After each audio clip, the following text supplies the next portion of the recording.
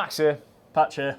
Okay, and today we're going to be talking about the Wulf Defender 2.0. I'm Max. I'm Patch. Here we have like a zero stop.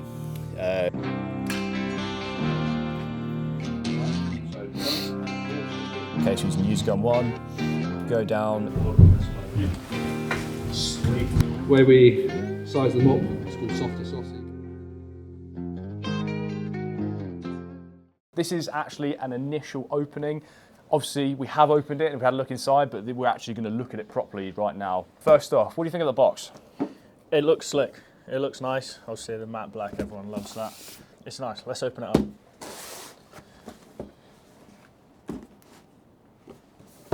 Struggling a little bit. There you go. Right, sweet. Happy days. Opens up. Cool. Yeah, bits of foam, I suppose. Got a manual. Happy days. Tells you what it is. Don't look at the sun. Nice warning. Nice. Little chamois cloth. Keep it clean, I guess. And some Allen keys. Adjustments. I'm getting well. That's for that'll be for the Optic, no? Clean the glass. Yes. Yeah. Chamois cloth, clean glass, and then Allen keys for the. I'm gonna have a look at this actually. Nice little Wulf brand lens cloth. Decent. Happy days. Always good to get stuff like that. What else have we got? Sunshade. Silica gel, bit of seasoning for your sight. Ooh, and the actual sight itself. The Wulf Optic Defender, it is a 34mm tube, 5x25 by 56. That obviously meaning 5-25 mag, and then 56 objective lens. Within the turrets itself, it's got 34.9mm of adjustment. Up, which is pretty cool. As what, total elevation? That's total elevation, okay. Yeah, within the turret itself, a lot of room there. The parallax sets down to 20 meters, I believe, and then it actually says out to 2K. One thing I do like about them, as all optics these days, it's got a lifetime warranty. On first feeling, nice. That feels pretty, it feels pretty quality, I'm not gonna lie. Yeah?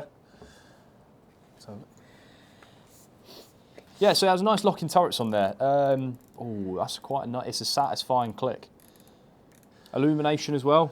To stick some batteries in there, see how that goes. But got a parallax adjustment, got some numbers on there. What does it look like magnified? Yeah, not too bad. I think the thing with budget optics, the glass is the biggest thing that takes a hit once you start going lower on budget. And you know, that's how much light it lets through. That's how dark it gets when you zoom in. That's how milky it can look when you actually zoom all the way in. And at the edges, like it can get blurry.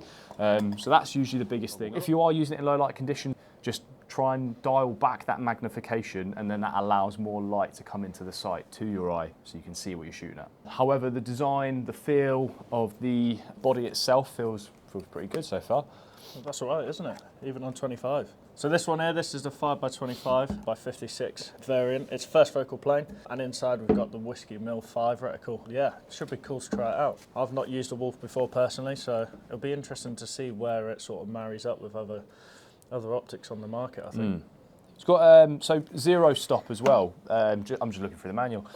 Zero stop, that's a nice feature that you don't necessarily see on budget options. Again, we haven't zeroed it. However, yeah, so we stop at wherever zero is for this, but that's, I'm guessing, something you can adjust. The tiniest amount of play once it's locked, but what else have we got on here? Be interesting to see how the clicks hold up. Ooh. So, oh yeah, and then the little ring inside. Ah. But you can lock that in, that's good. We've got a lock there for your diopter as well. Obviously, diopter making your reticle inside clear. Most of the time these move around, and then once you set them to your eye, then we need to lock that in place. This allows you to lock it in place. With some other sites you don't, you just move it around and then you've got to mark it and get tape out and all sorts. I like as well on the turrets, you've got, for left, it's like a black and white monochrome, and then for right, it's white and black monochrome.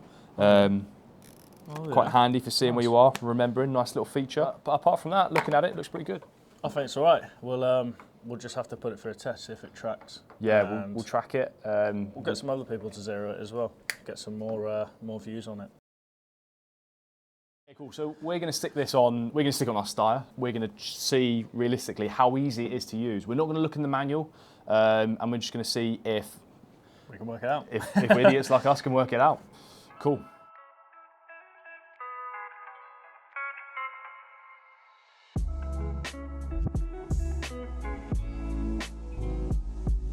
Cool, right, happy days. Right, we're completely zeroed. We can do some more shooting. All we've done is measure out 10 centimeters at 100 meters, which is 1 mil. From there, shoot, dial up, dial left, dial down, dial right, but keep the same point of aim. Okay, so we have the target after the sight tracking calibration. As you can see, so we started here, and then we dialed up 10, still aiming here, fired again, dialed left with still 1 mil elevation on, and then 1 mil left, fired again. Okay, drop down 10, so we're only 1 mil left, fired again, and then me being an idiot, drop down again. However, I forgot to take off the left, so we ended up with a group here. But as we can see, 1 mil either way, things seem to be tracking fairly nicely. So overall, do you think it's pretty easy to use? Yeah, I think it's good. I think, well, if we can zero it, then I think anyone can. Hey, what do you mean? Yeah, so we've taken this back off. We shot with it, we did some tests with it. All right, and so far, usability is pretty good, pretty easy. You can work out how to use it. It's very similar to how most sights on the market work. The only thing I will say is the zero stop did blow our minds initially, just because you have to undo some screws and then you've got to move it around, and it's not quite straightforward with where you should then re-put that. However, we've zeroed it and we've put in 1.5 mil below, and that's purely personal preference for us.